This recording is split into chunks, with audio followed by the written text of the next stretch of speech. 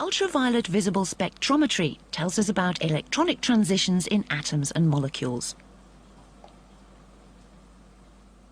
Spectra are produced when electrons in molecules or atoms move from one electronic energy level to another of higher energy.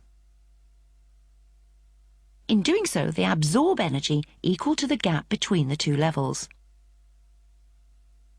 Compounds that absorb in the visible region, such as some transition metal compounds and organic dyes, are coloured. Those that absorb only in the ultraviolet region are colourless. Inside a UV visible spectrometer, there are usually two light sources, one giving out visible light and one ultraviolet. This one is a tungsten lamp, like a car headlamp bulb, for the visible region, and this deuterium lamp gives out ultraviolet. This mirror directs light from the appropriate source into the monochromator. This contains a diffraction grating that acts rather like the playing surface of a CD to split the light into its constituent wavelengths. Different wavelengths correspond to different colours. Red is about 700 nanometers and blue around 400 nanometers. Wavelengths shorter than about 350 nanometers are called ultraviolet. Shorter wavelength light has higher energy. The source produces white light that includes all wavelengths, all colours. The instrument scans through the spectrum, sending different wavelengths of light through the sample in sequence. This is done by the grating, which rotates.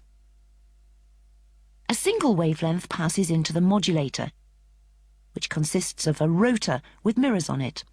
This chops the light into two beams. One beam passes through the sample cell, while the other passes through the reference cell. So the instrument is referred to as a double beam instrument. Both sample and reference beams are directed by mirrors onto a detector. This compares their intensities and sends a signal proportional to the ratio of their intensities to the computer that controls the instrument. The logarithm of this ratio gives a quantity called absorbance, which is a measure of how much light has been absorbed by the sample at that particular wavelength. Ultraviolet visible spectra are usually run on solutions. Light does not normally pass through solid samples. Here we will run the spectrum of a green food dye. To run the spectrum, we place some of the solvent in a sample cuvette to act as a blank, a reference.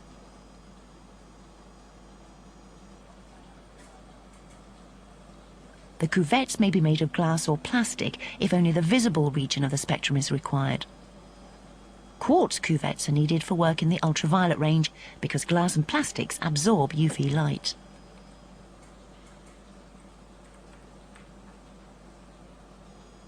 We then place a solution of the sample in a second cuvette. The blank and the sample are placed in the sample holders. The lid is closed to prevent light from the laboratory interfering with the spectrum. The operator types details, such as the wavelength range required and scanning speed, into the computer that controls the instrument. He also zeros the instrument at a point where the sample does not absorb, and then starts the scan.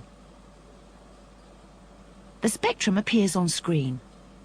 The data is saved on the computer and a hard copy can be printed. The horizontal axis is normally wavelength and the vertical one absorbance, which is a measure of the amount of light absorbed by the sample.